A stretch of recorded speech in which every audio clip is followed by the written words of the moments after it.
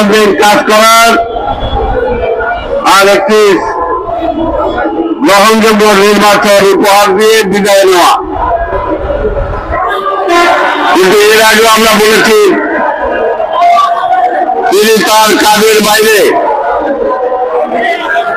অন্যান্য কাজ যখন করতে যান তখনই সেখানে সমস্যার সৃষ্টি হয়। ওনার এমন কি প্রয়োজন পড়ল আজকের এই বন্দরগুলো লিজ দিতে হবে, এটা তো তার দায়িত্ব না।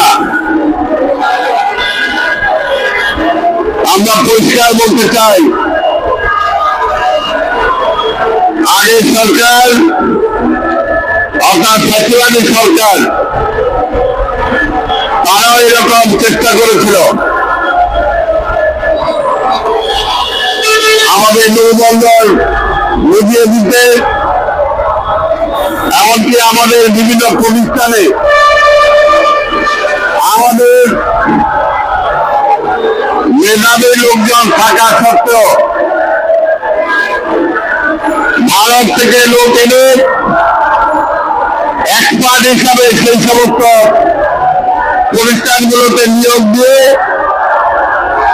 আমাদের দেশ থেকে বৈদেশিক মুদ্রা কিভাবে তারা পাচার করে নিয়ে গিয়েছেন আমরা সেটা দেখেছি। সভাপতি বন্ধুগণ, যারা সংস্কারের কথা বলেন,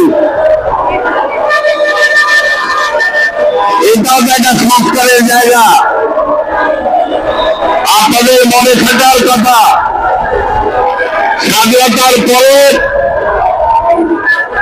এই আওয়ামী লীগ ক্ষমতা আসার পরে আমাদের যত মিল ফ্যাক্টরি ছিল সবগুলোকে জাতীয়করণের নামে দলীয়করণ করে সেগুলোকে ধ্বংস করে দিয়েছিল। তারা মিলিদেশকে নাক বলতে পর্যন্ত বিক্রি করে খেয়ে ফেলেছিল।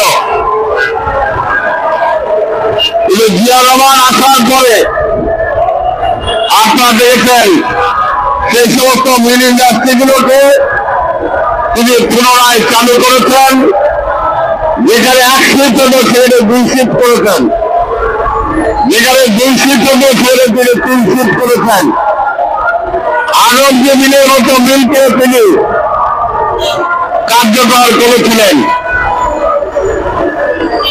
তাই আমরা বলতে চাই, এত জনসংখ্যার দেশ বাংলাদেশ, আমরা কেন আমাদের বন্দর চালাতে পারবো না? আমরা কেন আমাদের প্রতিষ্ঠান চালাতে পারবো না? আমাদের বউ বাংলাদেশে আজকে বিদেশে অবস্থান করে সুনামের সাথে বিভিন্ন দায়িত্ব পালন করছে। আর সেই জায়গায় আমাদের জাতীয় প্রতিষ্ঠানগুলো নিজ দিয়ে দিতে হবে, সেটা কোনোভাবে মেনে নেওয়া যায় না। এটা হচ্ছে অপরিপক্কতার নিদর্শন।